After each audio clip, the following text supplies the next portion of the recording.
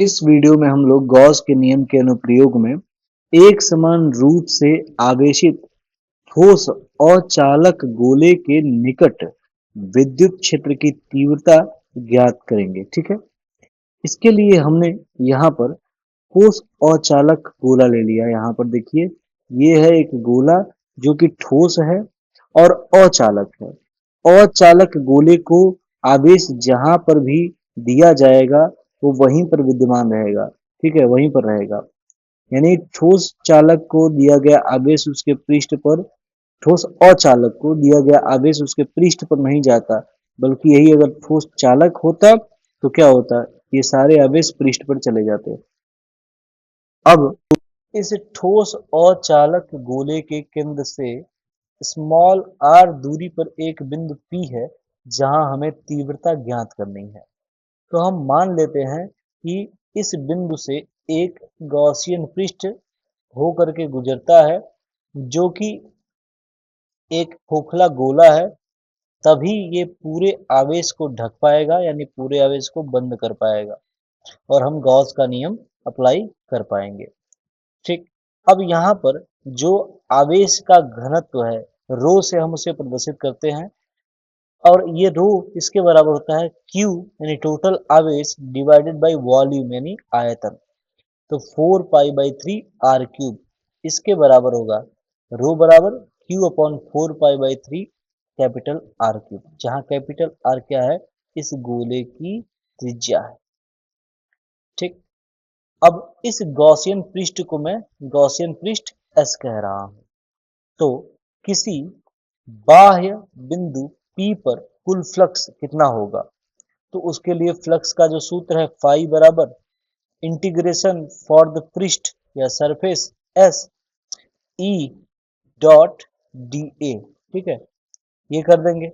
और यहाँ D A vector एक छोटा सा एरिया वेक्टर है या क्षेत्रफल सदिश है जो कि इस गॉसियन पृष्ठ पर है और ये लंबवत बाहर की तरफ है, और साथ ही इस पूरे पृष्ठ पर जो तीव्रता भी आएगी वो भी लंबवत बाहर की तरफ होगी। तो E और DA के बीच में कोण कितना है, 0 डिग्री है। और A डॉट B बराबर क्या होता है, ए बी कॉस उन दोनों के बीच का कोण यानी थीटा। इस फॉर्मूले का उपयोग करके E डॉट डी ए वेक्टर लिखा जाएगा क्या, E D A cos 0 degree. और cos 0 अंश का मान जो होता है वो 1 होता है, और cos 90 अंश का मान कितना होता है, 0 होता है। ठीक, तो यहाँ 1 आएगा और 1 आने के कारण ये ई डी ए हो जाएगा, यहाँ इंटीग्रेशन का चिन्ह रहेगा।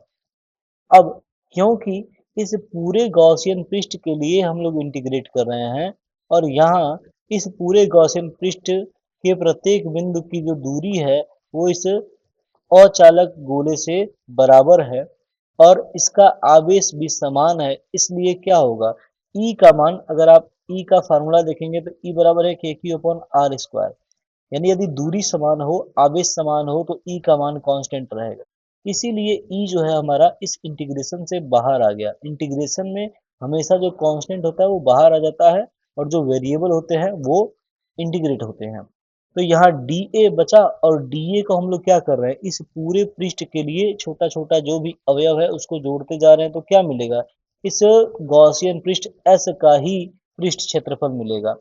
इसलिए हम लोग इसको लिख दिए फाई बराबर E into 4 pi small are square, क्योंकि इस पूरे पृष्ठ S के लिए डी ए को इंटीग्रेट करने पर हमें क्या मिल रहा है, उस पूरे गॉसियन पृष्ठ का क्षेत्रफल और गोलीय पृष्ठ का क्षेत्रफल। यदि गोले की त्रिज्या स्मॉल r है तो उसका पृष्ठ का क्षेत्रफल का सूत्र होता है 4 पाई त्रिज्या का वर्ग। ठीक है, तो इसलिए यहाँ त्रिज्या का वर्ग आ गया 4 पाई r²।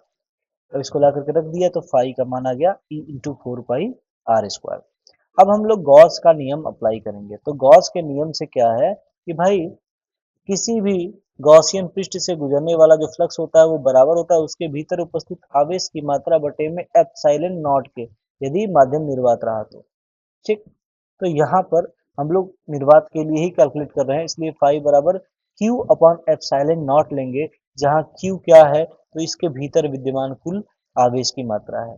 और वो क्यू रो के फॉर्मेट में क्या लिखा जा सकता है, तो रो बराबर क्या है, रो बराबर है क्यू अपॉन 4/3 पाई r क्यूब। तो यहाँ क्यू बराबर क्या लिखा जा सकता है, क्यू बराबर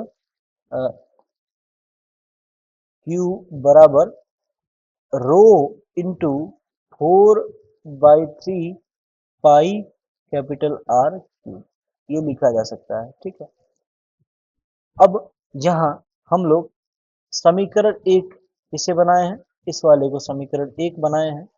ठीक, और इसको हम लोग समीकरण दो बना लिए हैं। इन दोनों को हम लोग तुलना कर देंगे क्योंकि दोनों क्या है, फाई है, तो ये दोनों भी आपस में बराबर होंगे।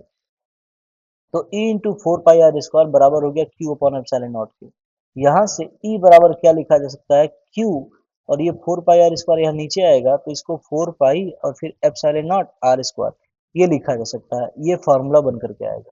ठीक, तो एक तो फॉर्मूला ये खुद होगा, एक फॉर्मूला ये होगा,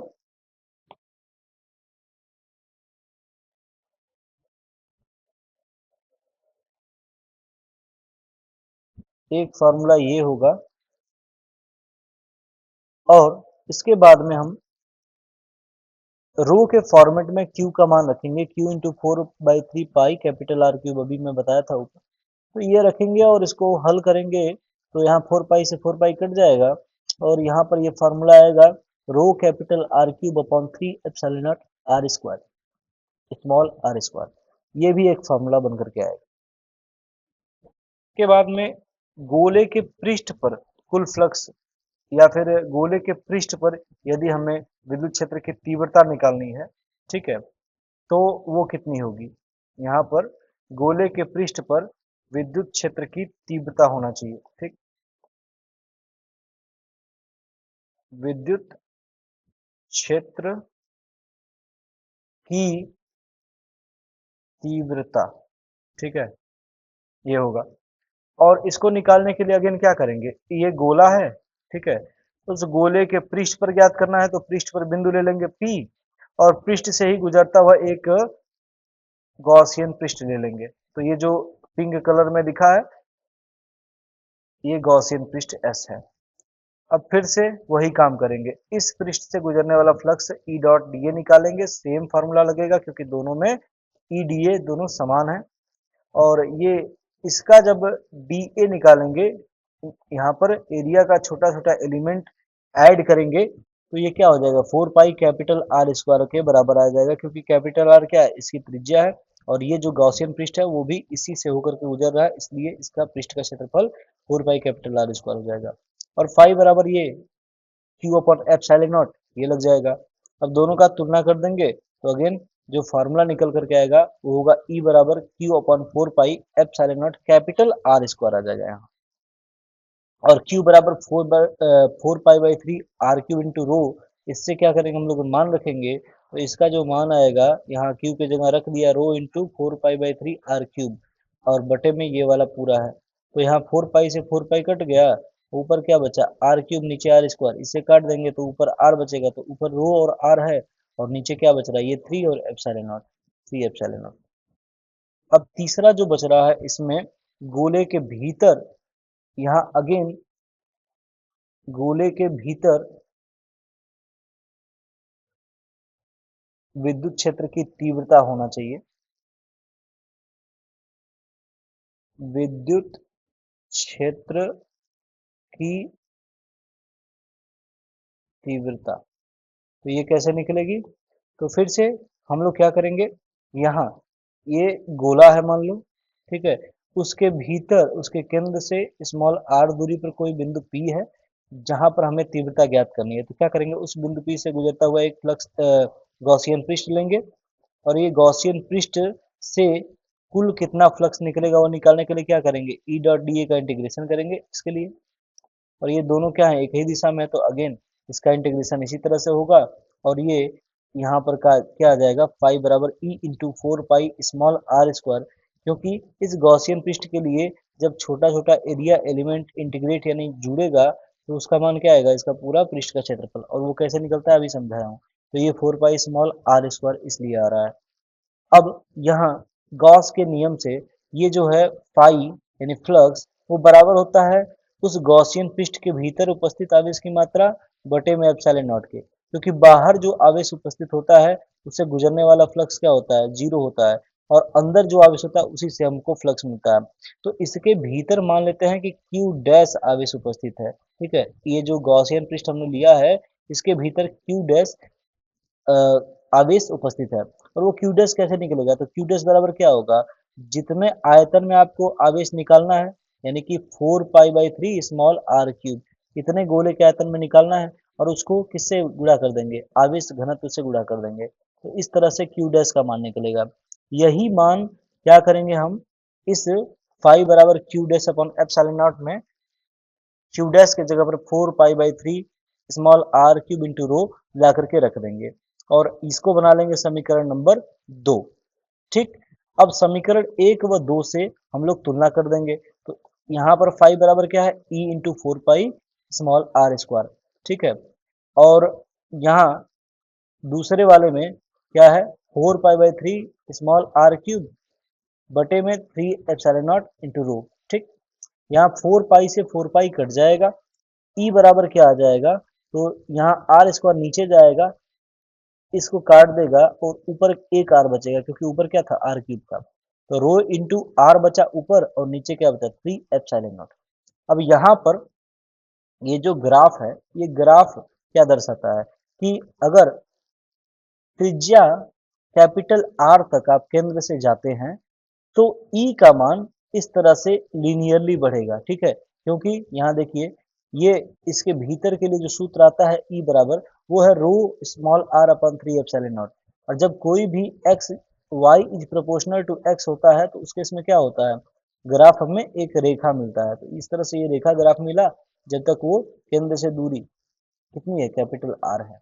और ये एक्स क्या दिखा रहा है, केंद्र से दूरी दिखा रहा है, जो कि एक्स एक्स पर स्थित है। ठीक है, और ये ई का मान दिखा रहा है। तो ई का मैक्सिमम मान का कितना हो सकता है, rho capital R upon 3 epsilon not, जो कि कहाँ पर है, अगर दूरी कैपिटल आर हो जा रही है। यहाँ पर देखिए, पिछले वाले में जब दूरी कैपिटल आर हो गई थी, तब यहाँ ई का मान क्या आया था, rho capital R upon 3 epsilon not आया था। तो वही मान यहाँ पर दिखाया गया है, रो are upon 3 epsilon not.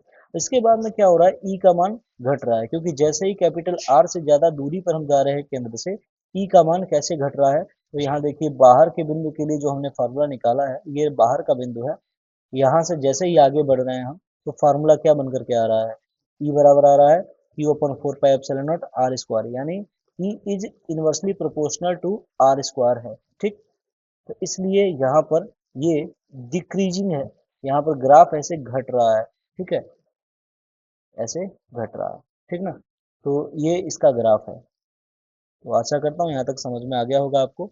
Next class में हम लोग ना इसी के ठोस चालक गोले के कारण यहाँ पर विद्युत क्षेत्र की तीव्रता, इसको हम लोग करेंगे। ठीक है, ये भी क्या है, गॉस के नियम का अनुप्रयोग है। इसको हम लोग नेक्स्ट वीडियो में करेंगे।